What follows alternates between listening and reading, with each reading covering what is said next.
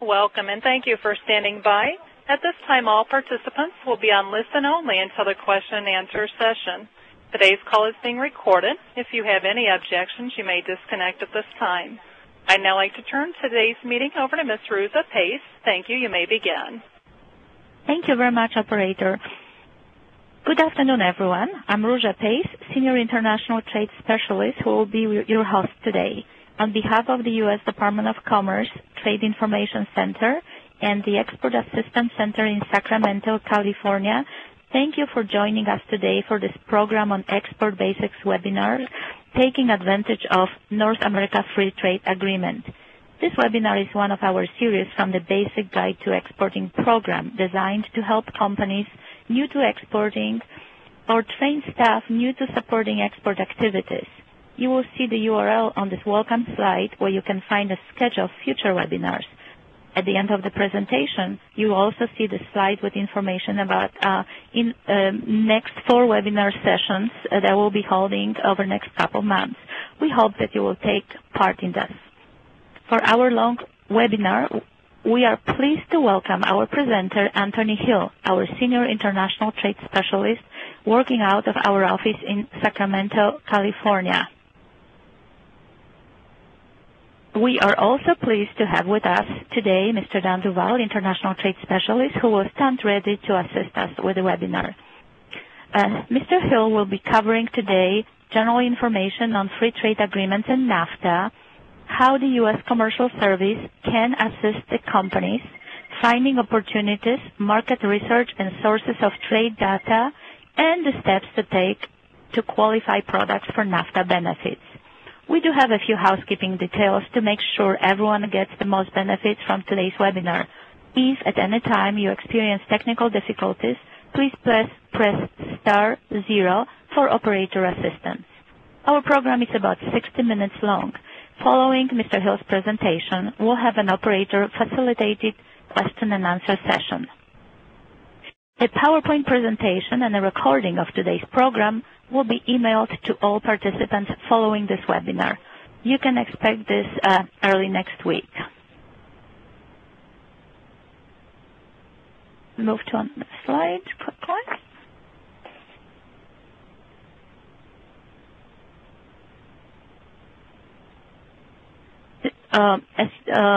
Let me now queue up Mr. Hill for the presentation on NAFTA benefits. Tony, the floor is yours. Thank you, Ruja. Thanks very much. I wanted to show everyone this slide here. Well, now we're back to my presentation. Thanks very much, Ruja. Great colleague. The Trade Information Center is a great resource. All of the participants today, hopefully you know about that. It's a place that you can call for assistance.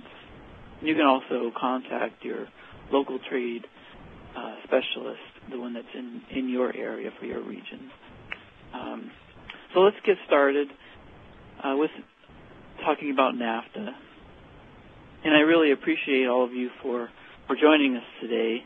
NAFTA is a very important agreement for the United States, and I think most Americans have heard of NAFTA, but I would say most of them also don't know very many details about the agreement.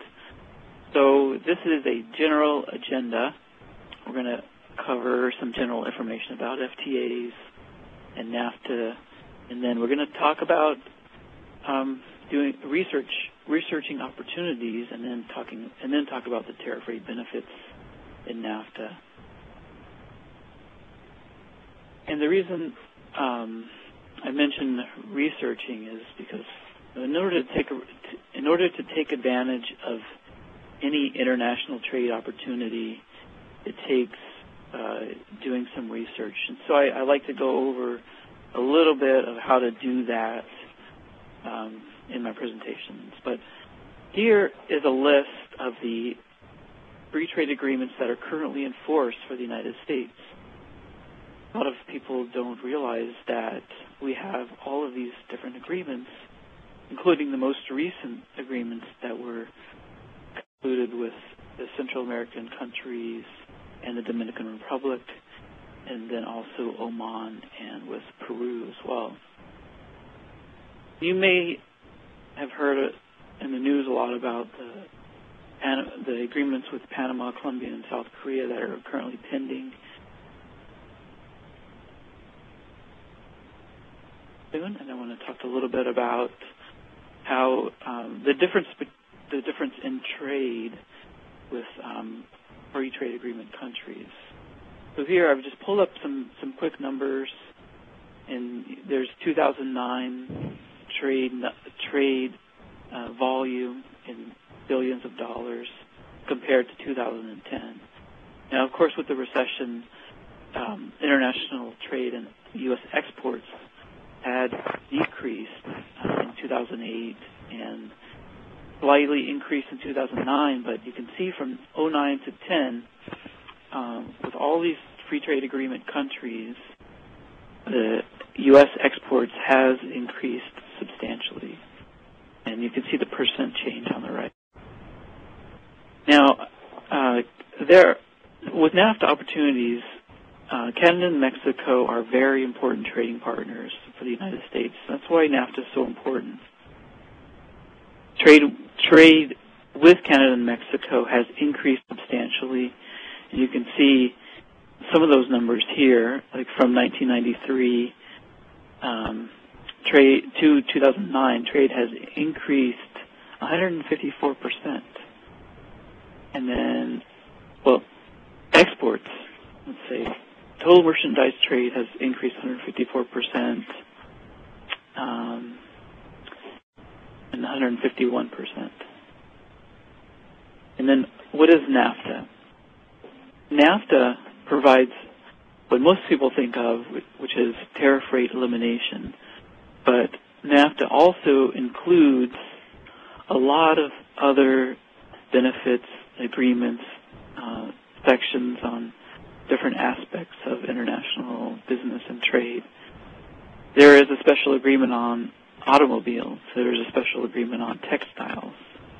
There are special sections on energy and petrochemicals, on agricultural products, on protecting investments, so protecting U.S. investments in other countries and their investments in the U.S., telecommunication services, financial services, protecting intellectual property, sanitary measures like getting things inspected, customs procedures, labor protections, environmental protection, and so on.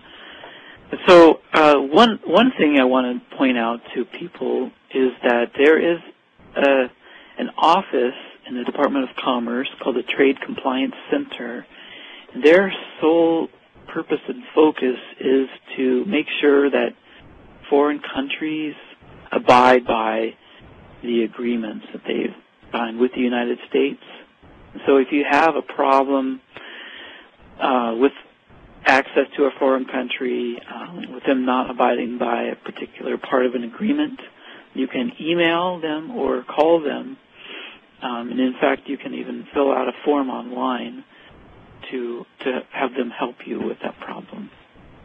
Now, some common misconceptions about NAFTA is that the Canadian and Mexican tariffs are the same. We all keep our own tariff rates. We can change them as we like, but so they're not all starting at the same point. And also, within NAFTA originating, the one misconception is that if you purchase something in a NAFTA country, then it automatically qualifies, which is not the case. Another thing that people think a lot is that NAFTA certification is a mandatory. It's not a mandatory certificate. It's a voluntary certificate in order for you to not have to pay, or for your customer to not have to pay duties in the other country. Now, of course, some things won't qualify for NAFTA, and so you would not provide a certificate if something doesn't qualify. And another misconception is that a producer is required to supply a buyer with a certificate of origin. Now, It's not required, but of course, any good producer or seller of a product is going to want to make their customer happy, and providing a certificate of origin for a qualified product can help your customer avoid paying extra money for those duties.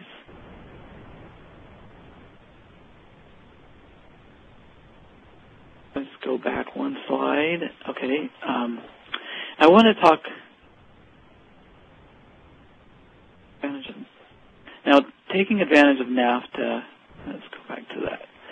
Taking advantage of NAFTA starts with market research, as I mentioned. And I want to talk a little bit quickly about the commercial service, if you don't know what we can do for you.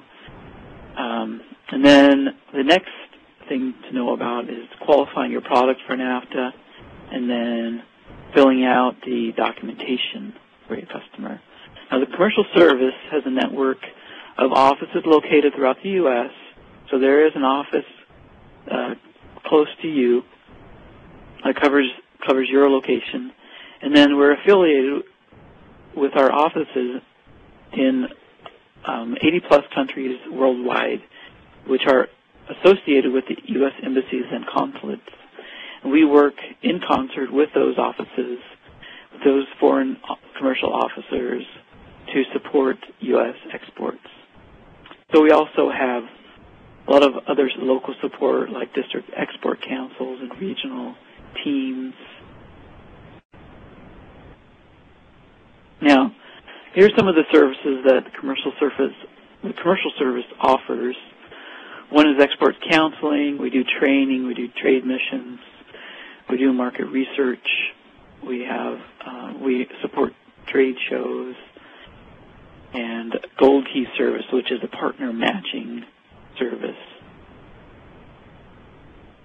So, in doing market research, one great resource is going to be export.gov, and within this website there is a really wide range of information to support your market research and finding markets for your products. So here is the market research section, and there's a market research library. Now I pulled up all the reports for Mexico because we were talking about NAFTA. When you pull up a country, you pull up the research for a particular country. The first thing that comes up is going to be a country commercial guide, which is a very comprehensive guide to doing business and exporting to that country. It includes many things, including trade regulations, information on the best sectors for U.S. exports, and then contact information. There's a slide showing the different chapters that are normally within a country commercial guide. Then also there are sector or industry-specific research reports that you can find. This happens to be one for household appliances in Mexico. Now these guides and this research is written by our industry experts that are located in the country. So they're not, people sitting in the U.S. studying foreign industry, but they're in the country and they're local experts in that industry. And here's another one, which is unique. It's research on selling to the Mexican Petroleum Company, which you can imagine has its own set of difficulties and things to know. So this is the type of research that you can find that can really be helpful to you. Now also, obviously, online there are going to be so many other sources for market research. I wanted to give you some more just to get you going. One that I like is World Bank and their Doing Business series. They have their own series of research information on doing business in different countries. It's always very informative. Then there are other things like the International Monetary Fund, CIA World Factbook, and there's so many sources, but I recommend first finding out which countries are best for your products, if you're focused on Canada and Mexico, then the other thing to know is which products would be good for those markets. Now, here I also like to talk a little bit about trade data. Here are a list of free resources for trade data, so you can see where your product's being shipped to or sold to, and you can even figure out what the average price is going to those countries. Then also there are fee-based resources, and those are often a little bit more comprehensive and more sort of manipulatable, so you can sort of move the data around and use it in different ways. So now you've got a flavor of the market research and some resources that you can use for that. Now, for NAFTA and for other free trade agreements, while there are those other sections, what most people think of and what most people want to know about is how to take advantage of the tariff benefits.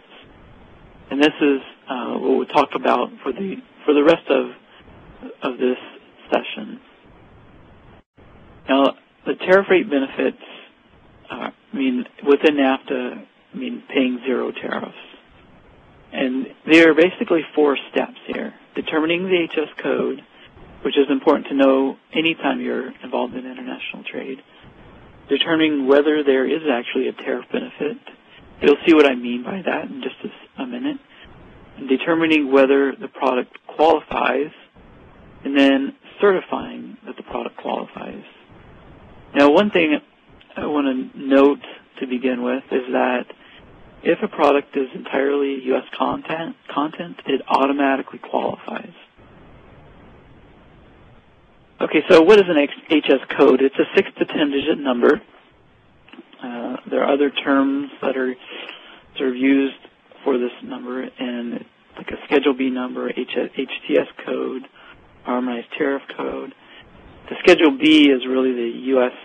export-specific codes, but they're based on the HS system. Now, it's a number that's used to categorize products, and generally speaking, throughout the world, it's a system that's used throughout the world.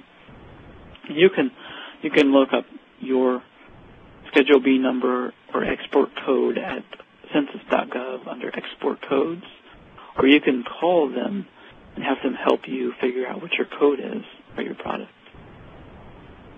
Now, the HS code is, I want to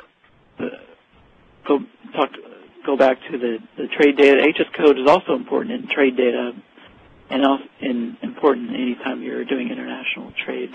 A lot of documents require the HS code. So here's one example of an HS code for ballpoint pens, and I just want to point out the different terms that are used when talking about the HS code. One term is a chapter. The chapter is the very general category that is just the first 2 digits. So even if it's 02, 02 is the chapter. So and then also there's a term which is the heading, and the heading is the first 4 digits, and subheading is the first 6 digits. So those are the first 6 digits are the numbers that are harmonized internationally, that are supposed to be identical. When you get to the 8 or 10-digit level, those are the more specific subcategories that countries can use they can use those numbers to create their own subcategories. So at the 10-digit level, the U.S. code could and probably is different than the Canadian and Mexican codes. But if you get to 6 digits, that should be sufficient for most purposes. Now, once you've determined the HS code, the next step is to determine whether there is actually a tariff benefit. What I mean by that is that sometimes a product may be duty-free going to a country, whether it qualifies for the free trade agreement or not. That means so wherever it's coming from, it's duty-free. A lot of times, like for example, that might be true of IT products. I've noticed that things like servers and computers are often duty-free.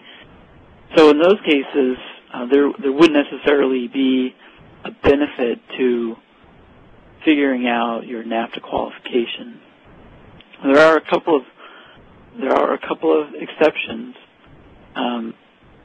Right now, there is a dispute going on between the United States and Mexico regarding allowing Mexican trucks in the United States. And so Mexico has some retaliatory duties on certain products. So even though the product may qualify under NAFTA, it may still not be duty-free. And also, Mexico has a customs fee of 0.8%. So if the product qualifies under NAFTA, you would not have to pay this 0.8%. That means that even though, let's say it's a computer going to Mexico and it does qualify under NAFTA, the computer may be duty-free coming from anywhere, and so there may not actually, so like, there's no duties on the computer, but the customs fee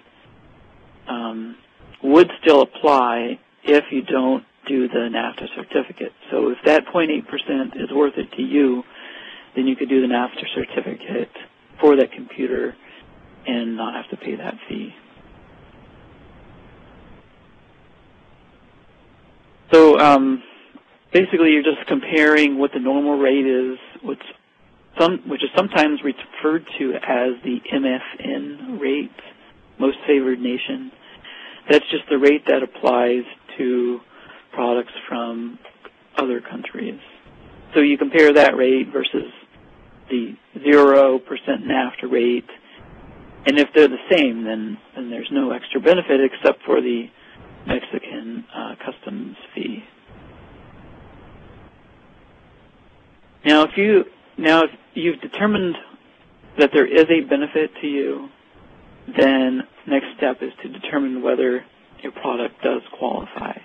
Now, this is going to be the most complicated, and please write down your questions when you have them and ask them at the end, because this is what we get the most questions about and what people have the most problems with.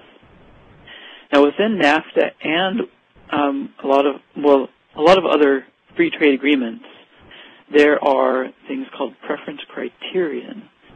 The preference criteria is just a statement saying how your product does qualify for the benefits of this agreement. Now, generally speaking, trade agreements they will have these three main categories. This A, B, and C. These are the preference criterion.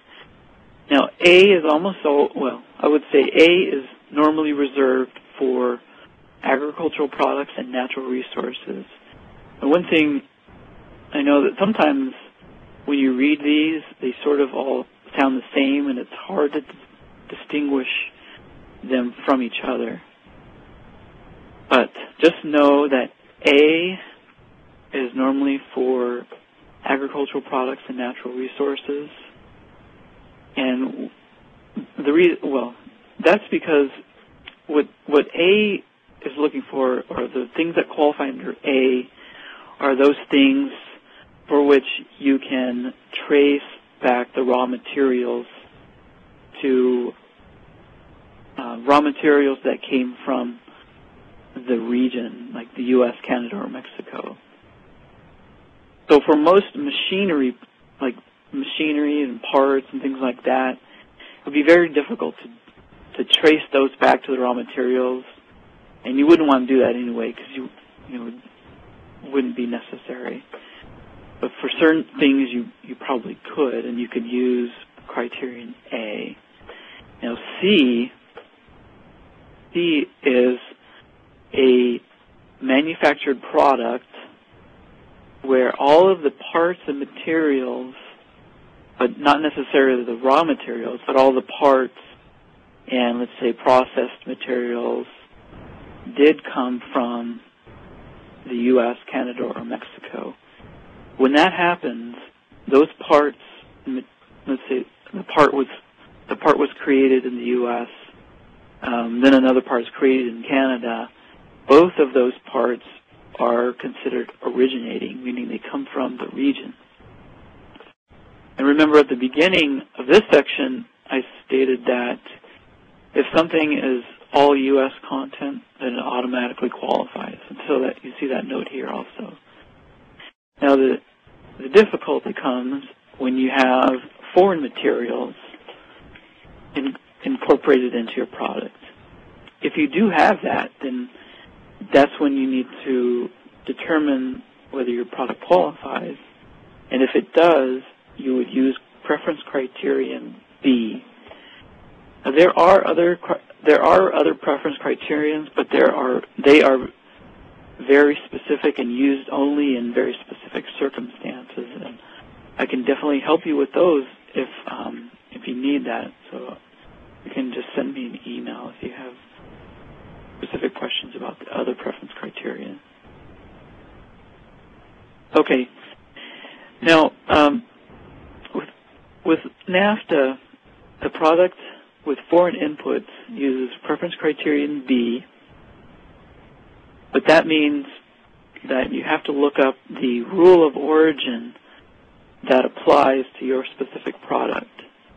That's one difference between NAFTA and certain other free trade agreements. In NAFTA, the rules of origin are very product specific. The rule for one product may be different than the rule for another product. Now right here, I'm showing you the different things that could be included in a rule of origin under NAFTA. So A is, it may require a change in the HS code from the imported part to the finished product that you are exporting. So the imported part or material is going to come in under a certain HS code, and the rule may require that as it's incorporated, that the final exported product be under a different HS code, and it may be a requirement that it be under a different chapter, a different heading, or a different subheading. So that is going to be specific in the rule. And then also, the rule of origin may require a minimum regional value content. And what I say is may is because some rules have just the HS code change requirement. Some rules have just the regional value content, and some have both. We'll go over these in more specific detail in a minute. Now, the rules of origin originally were in Annex 401 of the agreement. You can look that up if you like, but actually it's better to look up the most recent version. Because sometimes things get updated. Rules have been updated over time. And the U.S. International Trade Commission keeps the updated rules of origin for all of the free trade agreements. And those are in the Harmonized Tariff Schedule of the U.S. Now, NAFTA is under General Note 12T. And you can also get to information on this through export.gov.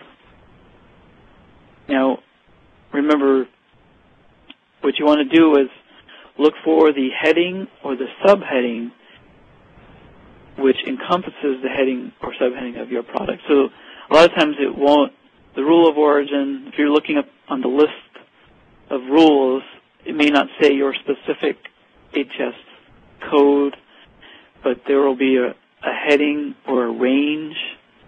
So you want to look for the one with the range within which your product would fit.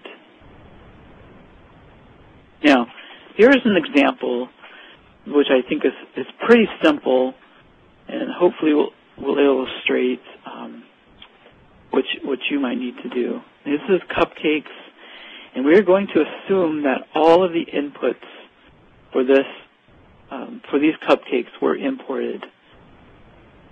Now, the first step is finding the HS code, which is 1905.90. Second step is looking up the rule of origin. Now, I mean, obviously, if these were all U.S. inputs, it would automatically qualify. But because they're all imported, we need to look at the rule of origin. The rule of origin for this HS code says a change to 1905 from any other chapter. Now, all of the rules are going to be worded similarly to this, meaning that in a way it's kind of cryptic, but what it's saying is the imported material or parts have to change to 1905, which is the code for the exported product, from any other chapter. Now, again, there's going to be a lot of variation, but what it's saying is that the imported material has to change to this exported code from something. Now, here's the interpretation at the bottom. The cupcakes can qualify if all of the imported components are not from Chapter 19, right? Because it says from any other chapter. Okay, so here we have the materials that went into making the cupcakes, and I've only provided the HS codes to the 4-digit level or the heading, just so you can see that each one of these inputs is not from Chapter 19. Now, Chapter 19 it's basically baked goods, as you can see, and none of these inputs are going to be baked goods. So these exports would qualify under NAFTA and meet the rule of origin requirements. Now here's a little more difficult example, and this is a real example that I got from a company. I worked with them on helping them qualify. This is garden umbrellas.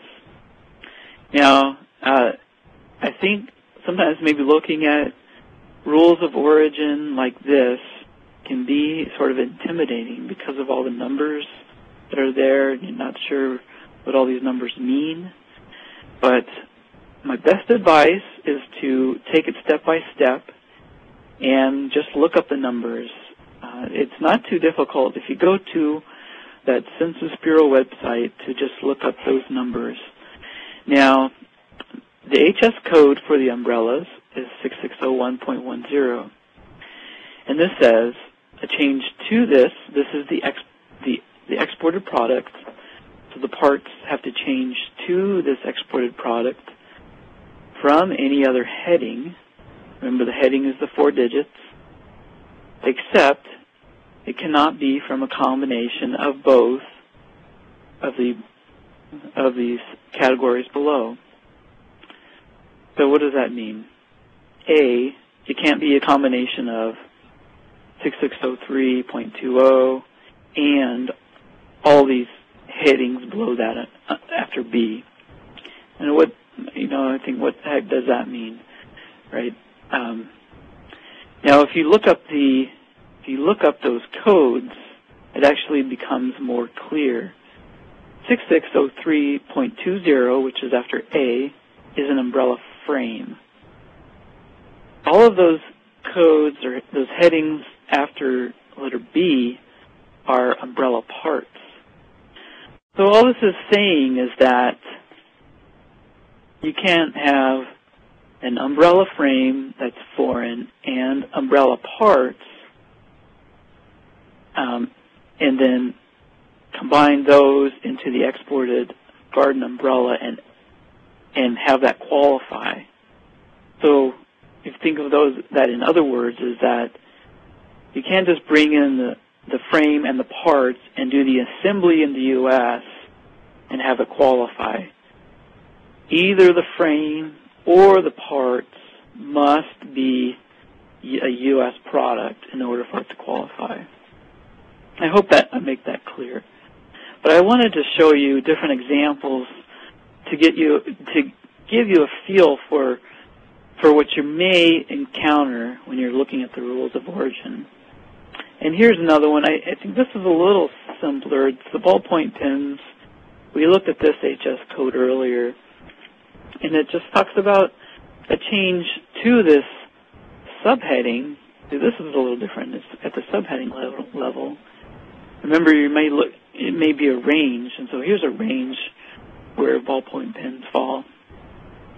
But it has to be from any other chapter. Now, this one has two options, in fact. Now, the first one is if the foreign material comes from another chapter, then it automatically qualifies. Now, but then there's an exception, which is letter B. If there is some foreign material that comes from that is not from another chapter, then you can still qualify if you have a certain amount of value added in the U.S. Now, and I can't explain why the different rules are the way they are. This is just the way that the agreement was negotiated. Now, what does this mean? Now, Chapter 96 is miscellaneous manufactured articles. Subheading 960860 is refills for pen, and 960899 is other pen parts. So I'm going to go back real quick. Remember, there's refills for pens and other pen parts. Under B, this range of 960860 through 9608.99, the parts can be from that range, which, as you can see, is within the same chapter of 96. But if they are, then you have to have this regional value content, meaning that a certain amount of value from the U.S. Now, what does that mean? That means that if the refill for the pen and the pen parts are not from the U.S., it can still qualify if the product, the final exported pen, has enough value added in the U.S.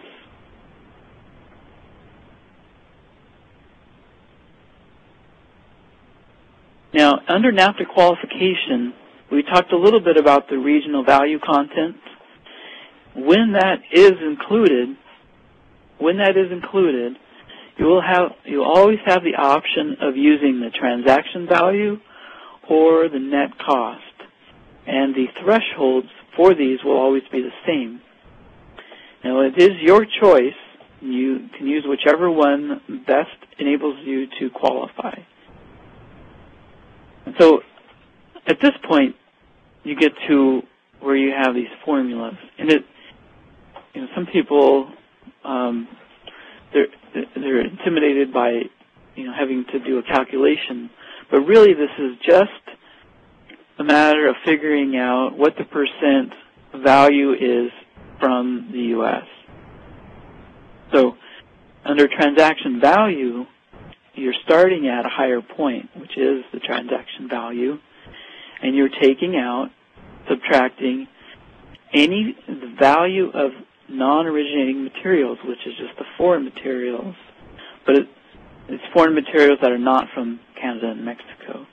So if it's Canada and Mexico, it still would qualify as a domestic or a regional material. That's why they call it the regional value content.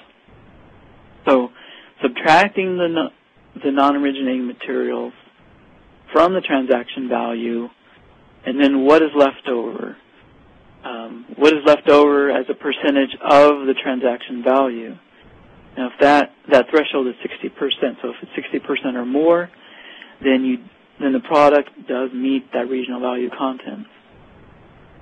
And then the other method is the net cost, where you would add up the cost of production.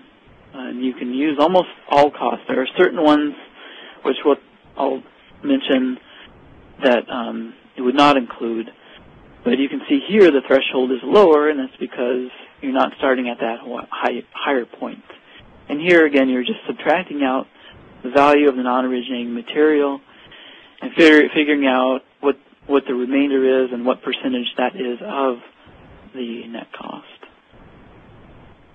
Okay, so the transaction value is adjusted to an FOB basis, which means it just you don't include the duty, whatever the duty would have been, and the transportation across the border to the customer. And then the value of the non-originating material, if it's not included, it should include all the costs of that material, including waste, including duties and taxes. Now, of course, it would be to your advantage for this number to be smaller, but they don't want to be taking out all kinds of costs that are real costs of the foreign products, or the foreign material. Now, net cost. When you're using net cost and building up the costs involved in the material, there are certain things that you don't include, like sales, promotion, marketing, after-sales service. You do take out shipping and packing costs. Packing is packing for shipment, not packaging for retail. Now, within NAFTA and other free trade agreements, if you do have foreign material and the foreign material doesn't qualify, there is a de minimis rule which allows up to 7% of the value to be non-qualifying material. That means that you add up all the foreign parts that don't qualify, if they all add up to 7% or less than the value, then you can still qualify.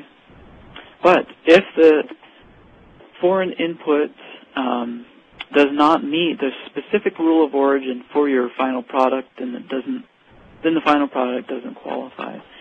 And unfortunately, that it does happen once in a while. I've had a few cases where, there was quite a decent amount of value added in the United States, but the problem was just that the HS code did not change from the imported part material to the exported part material. And in that case, there's really nothing you can do because the rule of origin is the rule of origin. Now, certification. This is important. For NAFTA, it's required that you use a NAFTA certificate of origin. And you can download this for free at export.gov. CBP.gov also has these. And even Canadian Border Services has their own version, but it's just the same that you can download.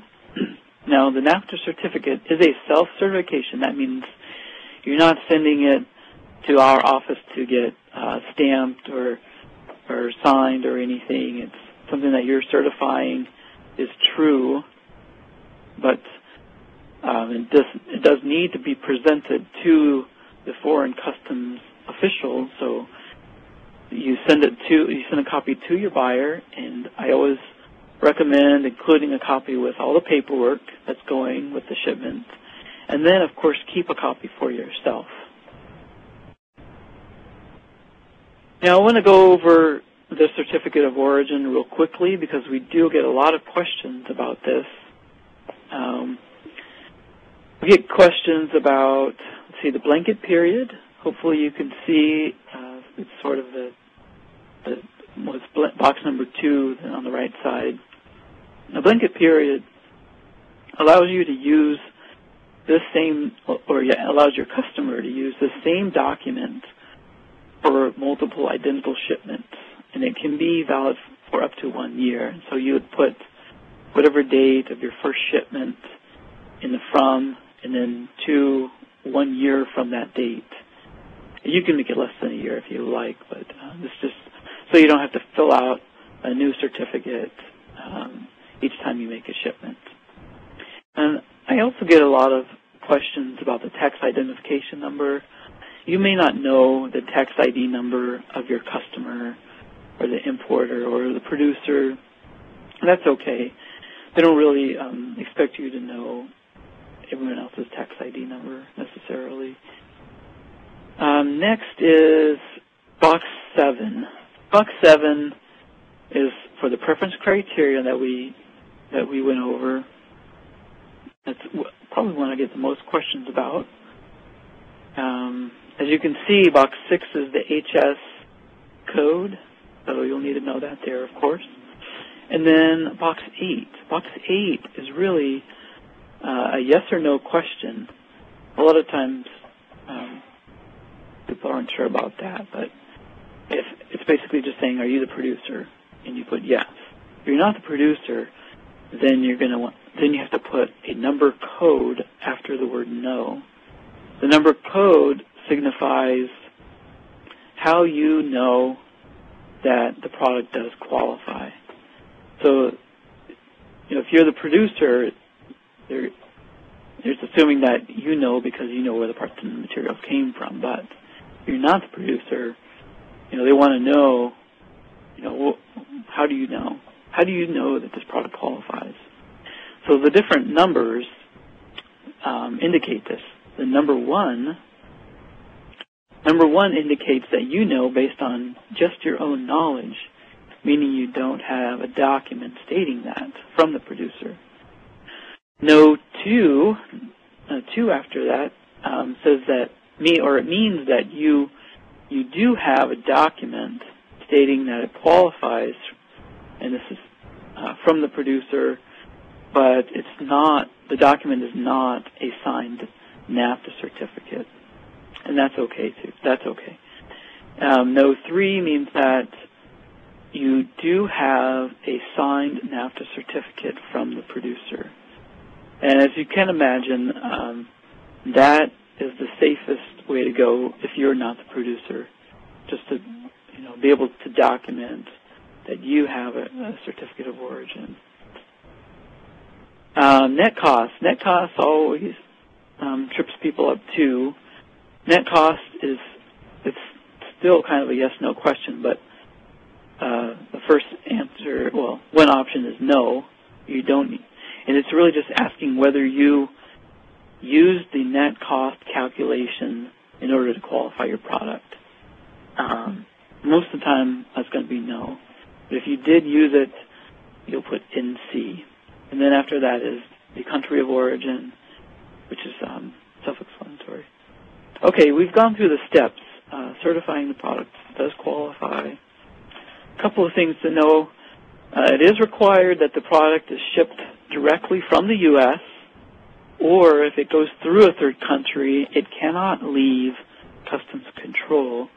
And there are different ways you can do that. It can remain in a customs warehouse or under bond or something like that, but it cannot enter the commerce of the third country and then go and qualify under NAFTA. You should keep your records for at least 5 years. They can audit you up to 5 years back, and customs can seek information from both parties. I want to remind you, market research is important, and we can help you with that in the commercial service. If your product is all U.S., then it automatically qualifies. You just need to know about their certificate of origin. But if it's got some foreign inputs, I need to know how to qualify that. And here is my contact information. think. Dan, do you have anything to add? Yes, just a couple of thoughts, Tony. Hello, everybody. Dan Duvall at the Trade Information Center in Washington. One thing that has helped me when you're doing your calculations, if you have to figure out regional value content or net cost, is to think of it as your ninth grade algebra problem, because it's the same kind of little formula that you used back then and help you to understand the calculation better. And Tony, I'm glad you clarified about the net cost, because I get a lot of questions where people are confused and thinking that refers to the value of the product, which it does not. It refers to whether or not you're using a net cost methodology to calculate your... Yeah, that's right. It's a common misunderstanding on the forum. People want to put a value there or something like that.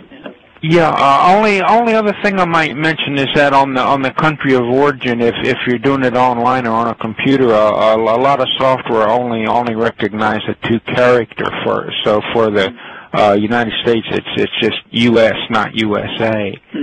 And only other thing to say that people are also welcome to email me. The email format is the same as Tony's, except that my name is dan.duvall@trade.gov, and I'm in Washington, D.C., on the other side of the country from Tony. And that's all I had for now, Tony, but I'll be glad to participate in the question and answer session, too. Great. Operator, can we open it up for questions? Thank you. If you would like to ask a question, you may do so by pressing *1 on your touch-tone phone. Please unmute your phone and record your name clearly. Once again, to ask a question, please press *1 and record your name. And it does just take a moment for that first question to come through.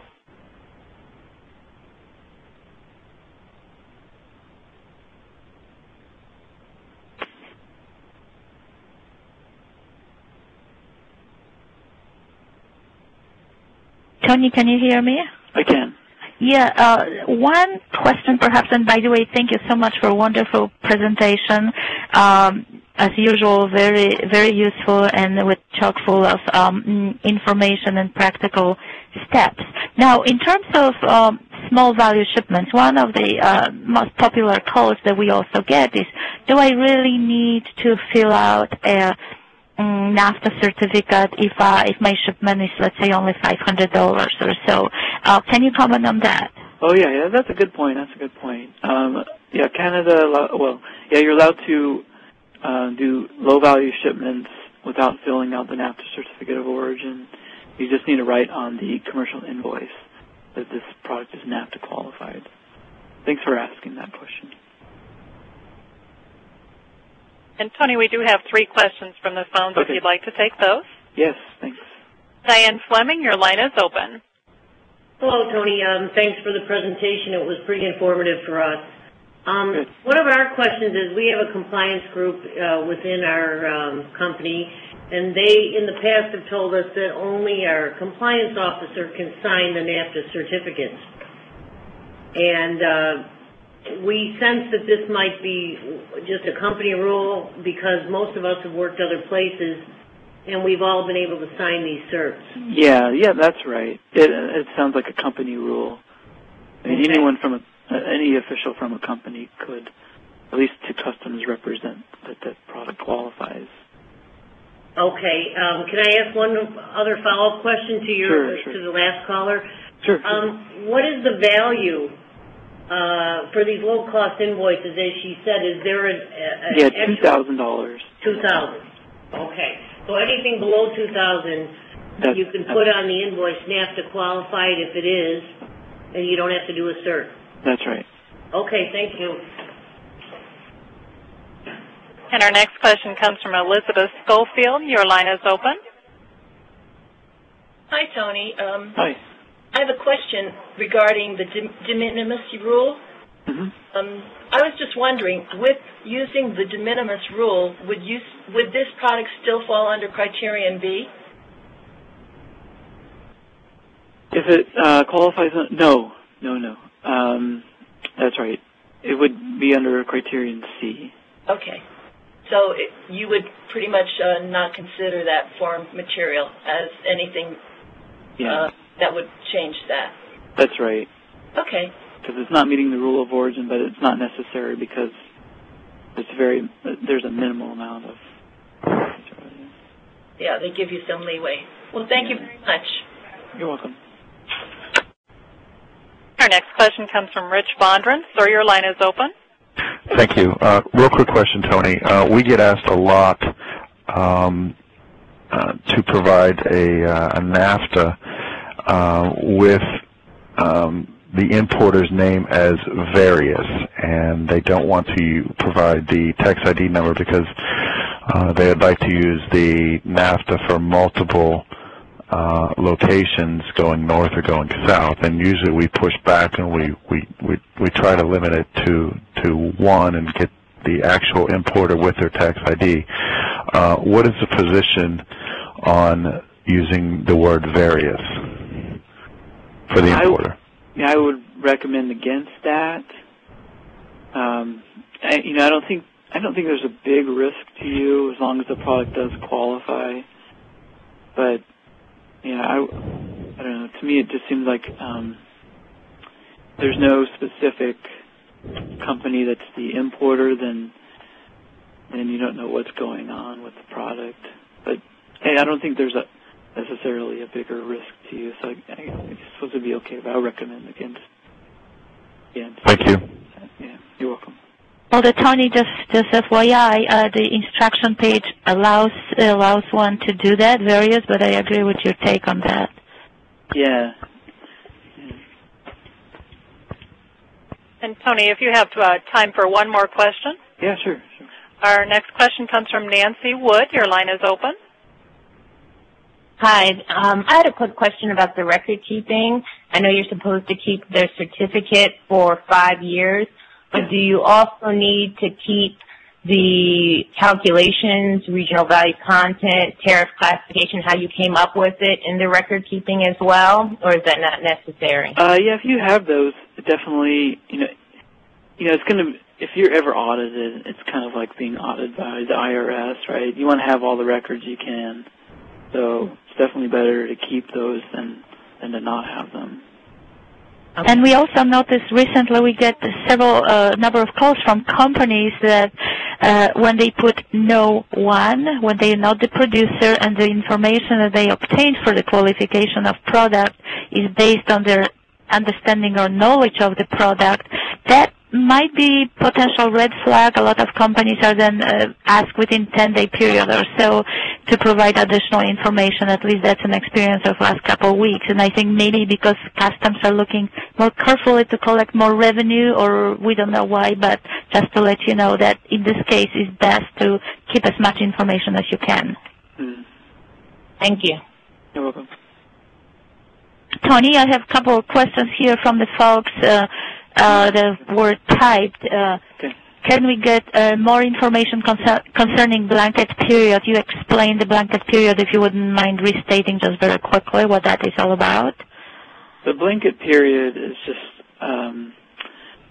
to allow you to use the same form for multiple shipments to the same customer. So you'd fill out the form as you normally would and send it to your customer, and then put on the blanket period some period of up to 1 year, and then you don't have to keep sending the form to your customer. The customer can reuse that same form. I hope that makes sense. Yes, but I think that's helpful. Anything else? Now, while we're waiting for additional questions, I want to thank everyone for tuning in today. And we have a slide on the computer that you could look at the future upcoming webinars. Tony actually is going to be our speaker for the next one, cashing in with free trade agreements. As he indicated, we have quite a few of those. And the rules of origin are FTA unique, and the documentation is different. So for those of you who are looking at cashing in with different FTA agreements, we strongly encourage that you look at those too. Then we're also looking at, in April, at export filing documents. That's another very useful and popular webinar, using export data to find, market, and price your products. And the one in May that I'll be hosting again is using e-commerce and social networking to increase your international sales. Part of this webinar will also be focusing on optimizing your web presence. Operator, do you have any other questions, perhaps? We do. We have about 4 more questions if you have time. Mm-hmm. Tony, do you have any time? Yeah, I have. Okay. Our next question comes from Laura Vanderwegen. Your line is open. Yes, I had a question regarding the importer and wanting to some people want to put various there. So we have a situation where we send literally thousands of products into a multiple number of customers, which could be in the hundreds, into Canada. Right. So we do put importer various and a blanket period of a year, and we supply that. We don't supply the NAFTA cert with every shipment. We give it to our brokers who then...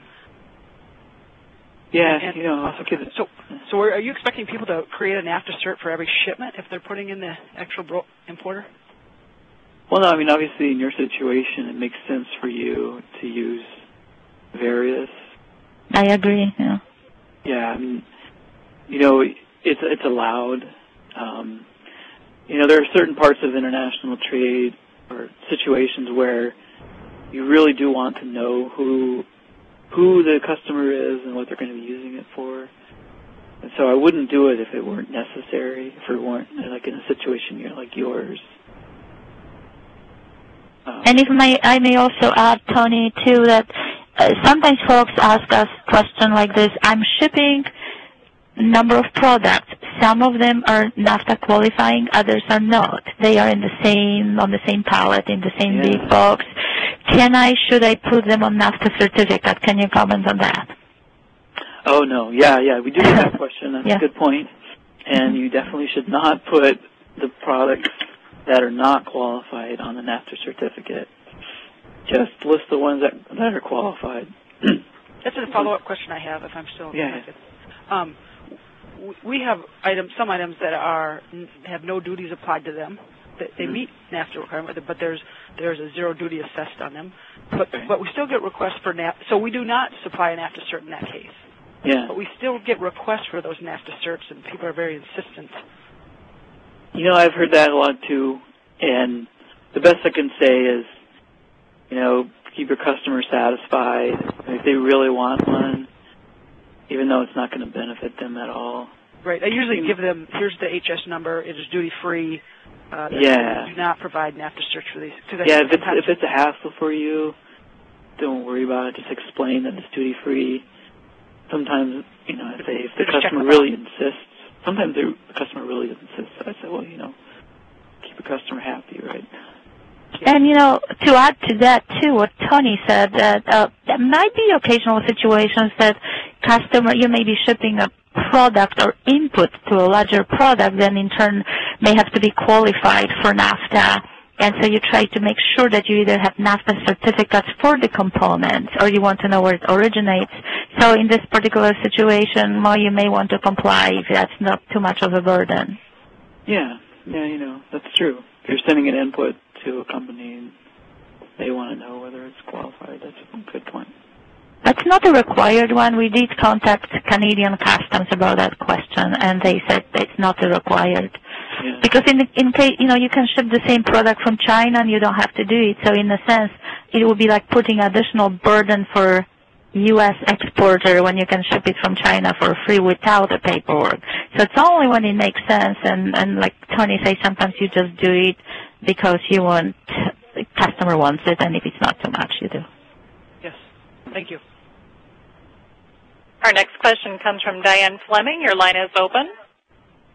Hi, Tony. One more question from our group. Okay. It speaks to the various again, but from the exporter side. Okay. We are the producer, because we're a supplier, we're a manufacturer. And so right now, when we drop ship for Mexican distributors into Laredo, we put various in the exporter section. And the brokers in Laredo get really upset with us because they want us to be shown as the exporter of record. Oh, okay. But we only want to be shown as the producer. So interesting. Yeah. Do you have a U.S. entity that's the exporter of record? Who's the exporter of record? Well, that's the thing. Our logistics group wants us to turn it over to the Mexican distributors broker in Laredo and let them deal with it. Okay. And just make us the producer for NAFTA purposes. Yeah. Well, someone's got to be filling out the export documentation for you or for someone who is the exporter of record. Right. Like, so is it the customs broker? Well, I assume the Mexican distributors give the POA to the broker in Laredo, and then I don't know if he acts as agent on their behalf. But our logistics group and compliance group doesn't want us to show EGS, our company, as the exporter of record. They want to put various in there, and we get pushback from brokers in Laredo and say, fill it out the right way. And we come back with, we only want to be the producer. Yeah, I guess the thing is to know who is on the other export documentation on aesdirect.gov. Well, who is filling that out, and who is the exporter of record there? Whether if it's your company or whoever it is. I mean, if it's your company that is in fact their exporter of record, then you're the exporter. Well, actually, we do the filing as the USPPI, but we don't want to become the exporter of record. Someone has to be, right? Right. But it doesn't fly sometimes to have various on there. And if you don't want to become the exporter of record, what do you put in that box? If you just want to... Well, as the producer, yeah.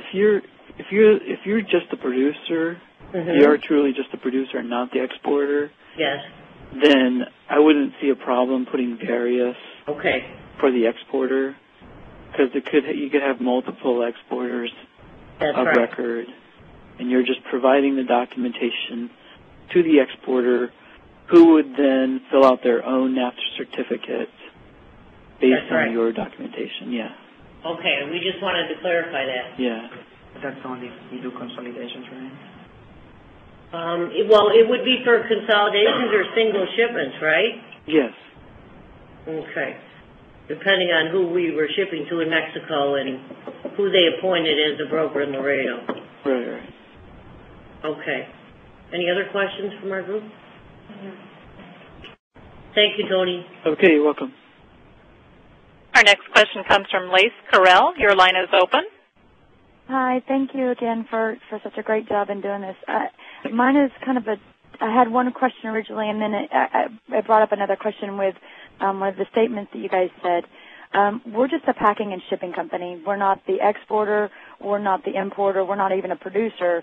I'm just a logistics person for shipping items back and forth, at which point 99% of the time, the little people here in the U.S., they're asking me to ship this elsewhere, Mexico or Canada. They don't have certificate of origins because it's either they've owned this for a while or they've just purchased it. Example would be a piano I just shipped into Mexico. Obviously, it was made here in the U.S. I had a receipt from the store that they purchased it from, but it all comes back to on number 8, no number 1. But at that point, y'all said that if that happens, Customs is going to come after me saying, where's the document for proof? How often does that happen in situations like this? Yeah, it could happen. Because I have no way of proving it. It's just based on what I'm being told. Yeah. Is there any way for you to get documentation or an email? Besides the receipts? No. Yeah. See, you're sort of setting yourself up for a bad situation, I think, because, I mean, You need supporting documentation. Okay.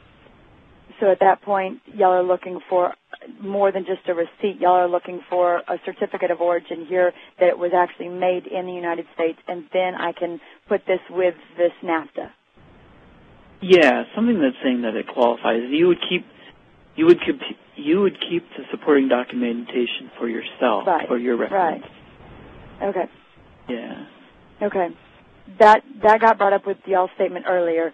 My original question was, if I'm using on number 6 and 7, if I'm using just the regular Schedule B or HS codes that you get on I normally go to the Foreign Trade Census Bureau and look under Schedule B.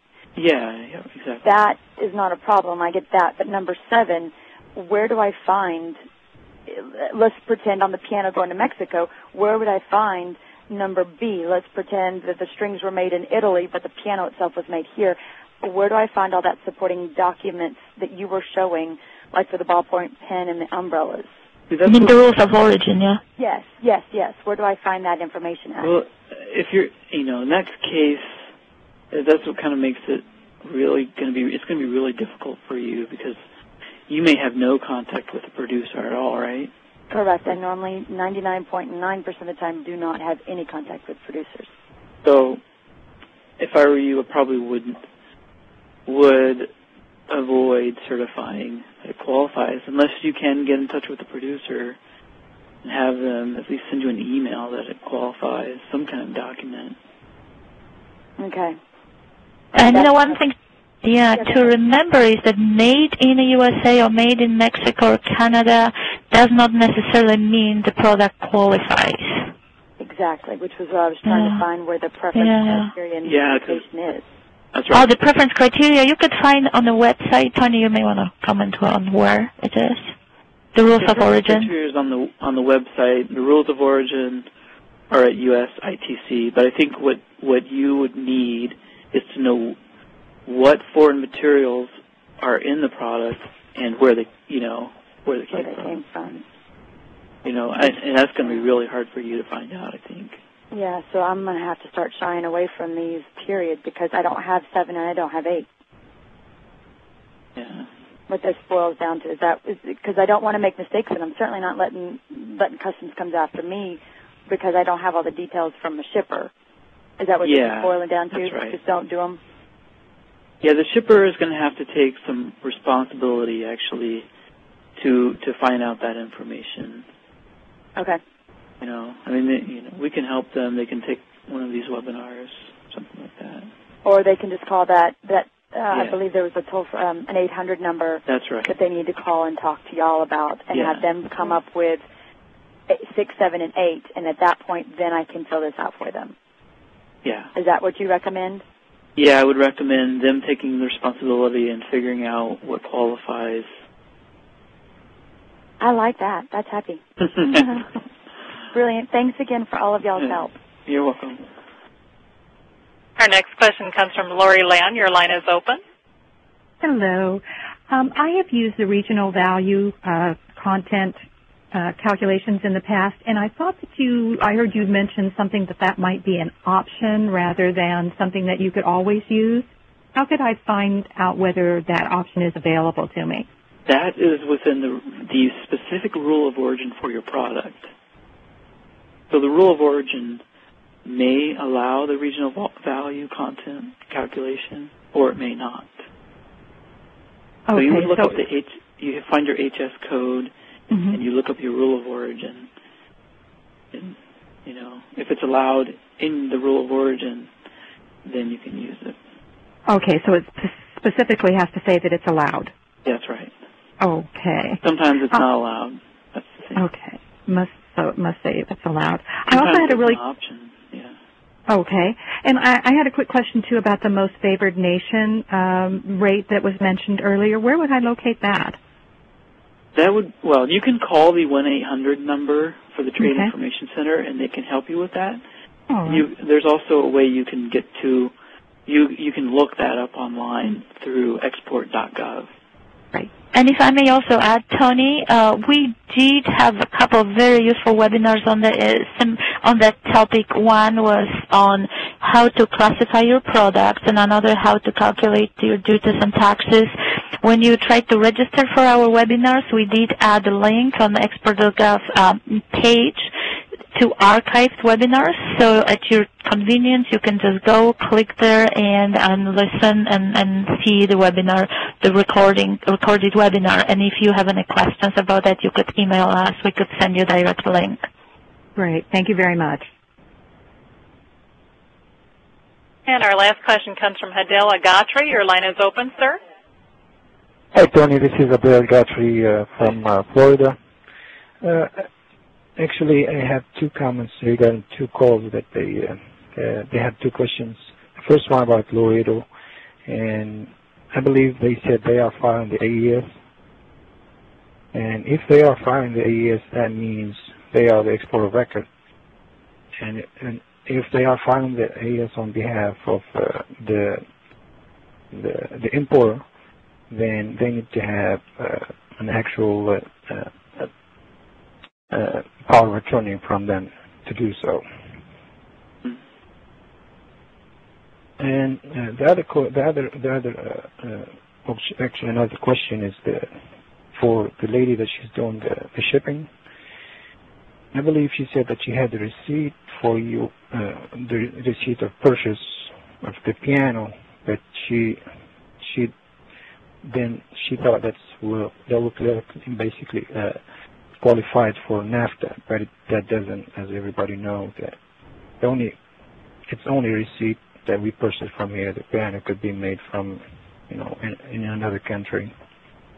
However, my question is, I noticed that you only talked about preference criteria A, B, and C, but we didn't talk about D, E, and F. Is there a reason for that? Mainly because A, B, and C are the most commonly used, and this is a basic guide webinar. We only have an hour. And I did mention that I could talk to someone about the other preference criterion if they need to use those, but they're very specific. Okay. It sounds like you would know. No, I had a question about the D. About D? I still have always, Yeah, you could just why don't you send me an email? We can talk about it. Unless you want to ask your question now.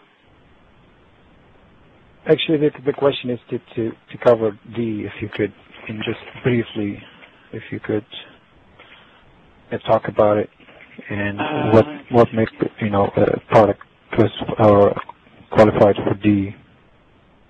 Tony, Tony, I can read over to you the criterion you probably don't have on the screen. In a few cases, a good that has not undergone the required tariff change can still qualify.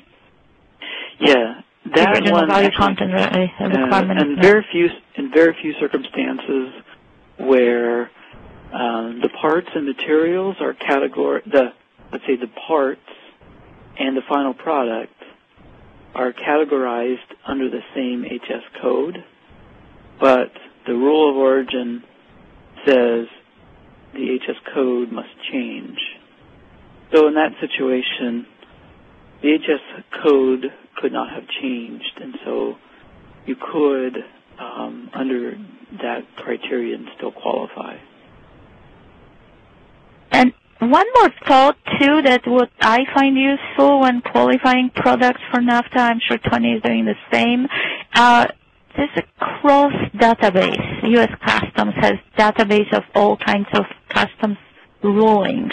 Now, so for the items that some companies already raised the questions to Customs, to different ports, the cross database, which you can just type Google CROSS, Customs Cross Database, you can then search for whatever product or HS number category you're looking at, and there already might be a ruling about whether preference criterion D or whether you may have something about a very esoteric situation or about trace value for automotive, or just you could see whether something is there. You could also request a formal customs ruling for your particular situation, and that, please be advised that those customs rulings if you ship to Canada, the ruling will have to be made by the Canadian customs. If it's Mexico, it will have to be Mexican customs, not the U.S. customs. Yeah, that's a good point. Oh, that's good to know.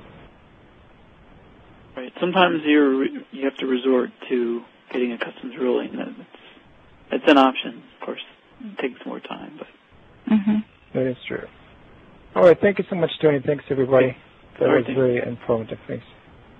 Well, thank you, everyone. And as you know, you have Tony's contact information as well as our in Trade Information Center. So please feel free to ask any questions. And as we indicated, you will be getting a recorded webinar. Thank you for dialing in. Thank you very much, everyone. Thank you. And sign up for more webinars. And thank you. Once again, this does conclude today's conference call. You may disconnect at this time.